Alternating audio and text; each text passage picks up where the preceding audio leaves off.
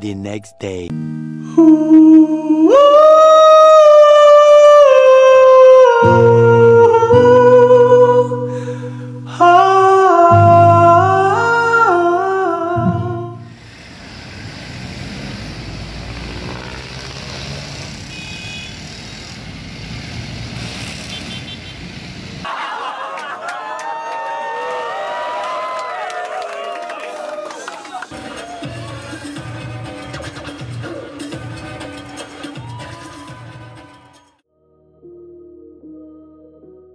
Lahat nagsimula sa isang beat, isang scratch sa vinyl, isang rhyme na sigaw sa kanto ng Maynila. Mula sa simpleng umpisa, ang Filipino hip-hop ay naging boses ng bawat henerasyon. Ito ang Rhymes of the Islands.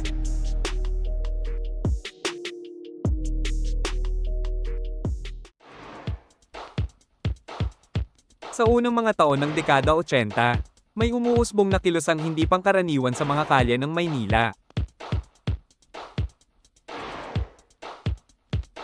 Sa mga plaza, malls, at kanto, sumibaw ang mga breakdance crews. Nagpaikot, sumabay sa beat, nag-eksperimento sa galaw.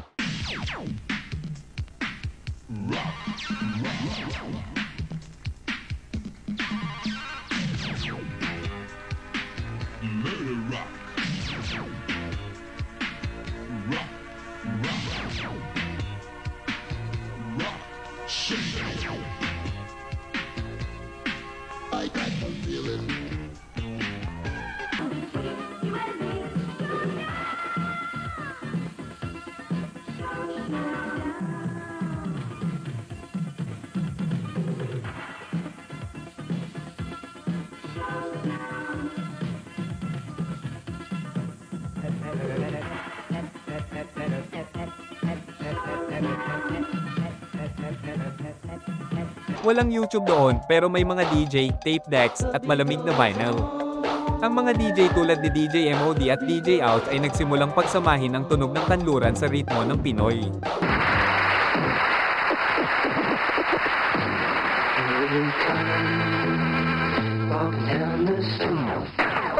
Shamik, what are you f***ing stupid as crowd out there? Don't worry about it.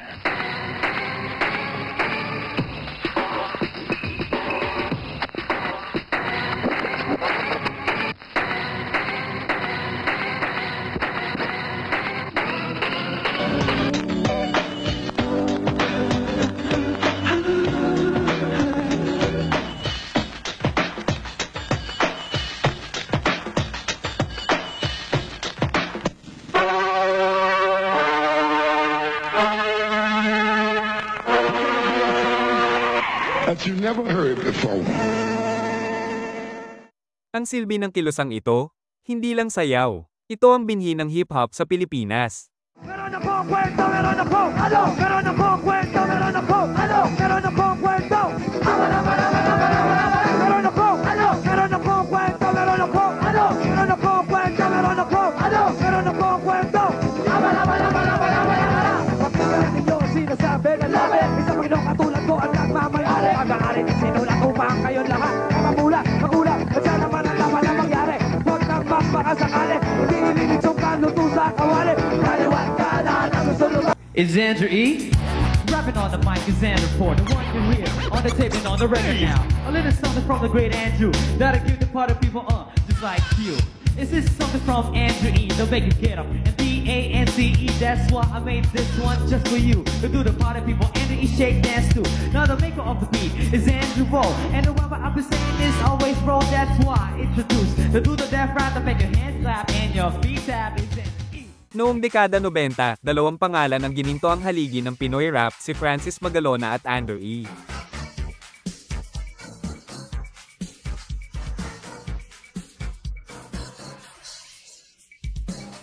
Si Francis M ang nagdala ng makabayang tema sa musika. Kanta gaya ng Mga Kababayan Ko. Mga kababayan! Ay puno ng pagmamahal sa bayan at identidad. Sa kabilang bahagi naman, si Andrew E. ang puno ng aliw at kwento ng kalye. Sa kanyang humanap ka ng pangit.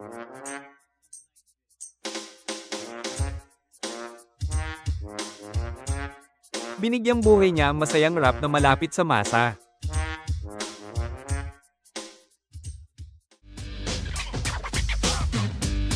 Habang lumalago ang eksena, pumasok ang mas maraming grupo. Partner, give the microphone to me. And then I put you in a trance. Give a funky bass, listen up. Check the hood, check the hood, check the hood, check the hood, check the hood, check the hood, check the hood, check the hood, check the hood, check the hood, check the hood. Check the booties 'cause the bar in the front in the hood. Make a back to set the flow. The signal will reach out to me, ask me who's the pro, who's the bitch, the master, who's the disaster. Hindi lang solo rappers, lumitaw ang master plan. Bring that booty over here, baby. Ang grupong nagdala ng matinding West Coast influence at old school swagger.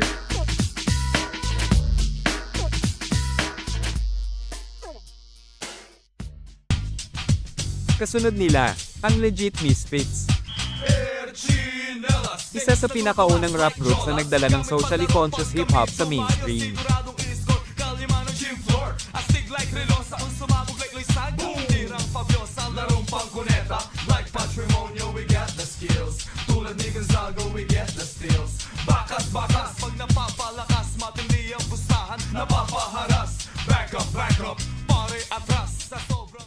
Kasabay rin nito ang Sun Valley Crew, ang grupo na nag-fuse ng jazz, soul, funk, at hip-hop.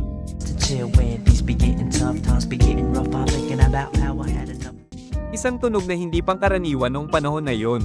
Sila ang nagpakita na pwedeng maging malinis, musikal, at komplikado ang Pinoy rap, at hindi lang puro bravado. Ang kanilang mga kanta ay parang kwento ng komunidad, puno ng vibe, unity, at street culture. Just pass that tank and let's get high. Habang umuunlad ang mainstream, may mga hardcore underground legend na patuloy na lumalaban. Ang Death Threat. Humamon at ipagtaguyod na muli na maanghapin ng mga sugat at tinalumos pasukat ang kalain na kayanin. Dangin ang ihip ng hangin kasabay ng pagula ng mga bala at granada, mga tangking nakaparada sa magkabilang kalsada. Ang magmamanay ko, tuloy ang sagupaan, liwanag ay unti-unting nabawi ng kabiglan. Umaasang pakinggan ng mga dalangin ng dakila sa pusong sa diwa. Suwaluto para sa bandila ng Pilipinas hanggang wakas. Hindi ko bukas, nakaukit na sa akong isipan ang hindi na malas na lakas ng isang magiting na babae na sa alaala ko'y mamamalagi. Palagi-lagi, palagi-lagi. At Ghetto Dogs ay simbolo ng tunay na hardcore rap sa Pilipinas. Sa bawat linya, bawat bar, ay refleksyon ng buhay sa kalye, karahasan, at pakikibakan ng kabataan. Babala sa mga rapper na hindi gagalang. Babala sa mga rapper na hindi irerespeto. Lahat ng susuway di iiwan ang buhay. Ang bawat bibitawang kong Fleta magigay para sa parte natin laban. Nang tumawid na tayo sa 2010, sumabog ang isang bagong puwersa sa hip-hop. Ang Flip Top Battle League.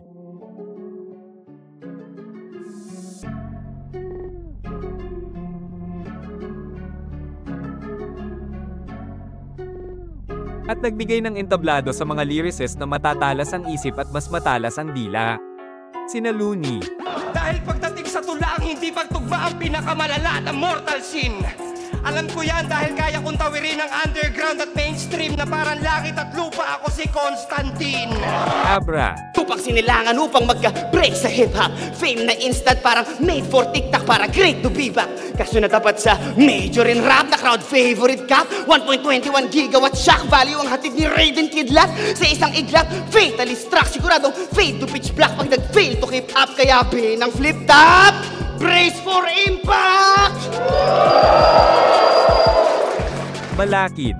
Sakto! Kargada ko, long neck, pero hindi empty to. Hindi ka tatantanan hanggat hindi nag-empty to. Kaya di mo ako maiisahan, kahit alam mo ang pastry mo, malulunod ka sa Alaska, parang pinulikat na Eskimo! Batas. Isang intriga sa pananaw ng expert. Mas dapat kang candy kasi sweet ka, tas minsan sour kang nerd. Marunong marunong ka lang mag-wordplay, tapos na! Yung rap ko louder than words! Magkabilang globo, tagus siya, pues ako'y out of this world! CD. Kung okay ka ba, pero di ako concerned sa lagay mo. Ito ang kabaliktaran ng pinauso na game mo. Dahil alam mo sa akin, hindi ka okay, ikaw ay KO. Kasi puta ang lame mo. Kung si Tukel, pinasayaw ka sa platito, paano pa kaya sa utak malaplay? To, paglalaroan kita malamplay. Do, mga rounds mo may butas parang J. Go, disgrasya aabutin pagkarinig mo ng brrrr. Dito sa lane ko, pero hindi yun motor, ito ay massacre. Brrrr, makina ng chain. So, Sinyo. Pag itong topak ko nagtuloy-tuloy, di mo gugustuhin na magiging katuloy. Mapapasabi ka na lang ng, bakit pa ako tumuloy? Sana hiniling mo na lang na hindi to natuloy. Ayan tuloy, natuluyan ka sa laban na gusto mong matuloy. Marami pang iba. Ginawang teatro ang battle rap. Milyon ang nanood. Bawat linya inaabangan. Bawat punchline kinakabisado. Nagbago ang mga patakaran. Hindi na record labels ang nagdidikta, kundi internet. Hindi na nakatago ang underground, viral na ito. Sa pag-usbong ng social media at streaming platforms, lumawak ang mundo ng Pinoy hip-hop. Ang mga bagong henerasyon, mula sa mga silid sa bahay hanggang sa malaking entablado ay may boses. Ilang pangalan ang tunay na nagbukas ng pinto para sa mas malawak na audience. Si Flo G, na kilala sa mabilis at matalas na delivery, ay nagpakita kung paano kayang pagsamahin ng isang artist ang street swagger at mass appeal.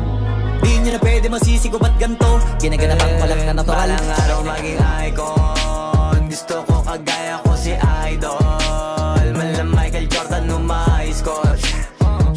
Kilalang magaling. Pagdating sa ring, balang araw maging icon. Gusto ko kagaya ko si Idol. Kaya yun tiyaga ko tina-times 4. Rat-rat lagi parang rifle. Si Skustek Lee naman, kahit ilang beses nang nasubak ng kontrobersya, ay naging isa sa mga pinaka-streamed artist sa bansa. Patunay na malakas ang hatak ng melodic rap sa modernong henerasyon.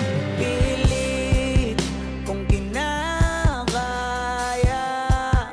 na bumangon mag-isa sa kama mo. Kaya mo yun, huwag kang matakot.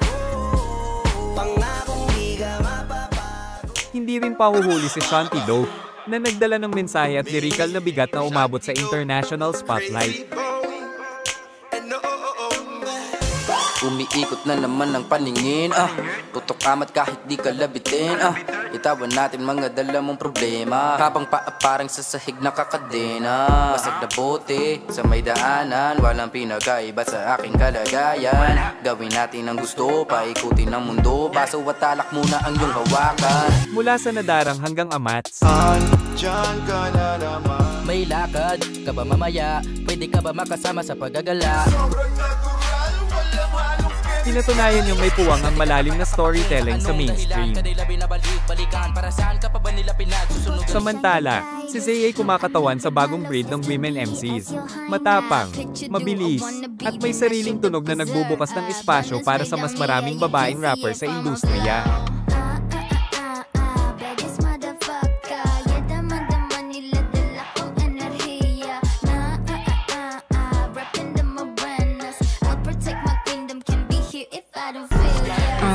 Kung hindi mo pwedeng gets, ako ang reyna in the making. BF mo sumasamba kahit ang username ay Zaytan. Mga haters na kapag kaharap ay anghel and roleplay. Ako lapu-lapu, ikaw si Magellan. Mga nagsabing I'm a wannabe, talaga ba be? Patabi-tabi. Sa kabilang banda, malaki rin ang ambag ng mga kolektibo at grupong sumikat online.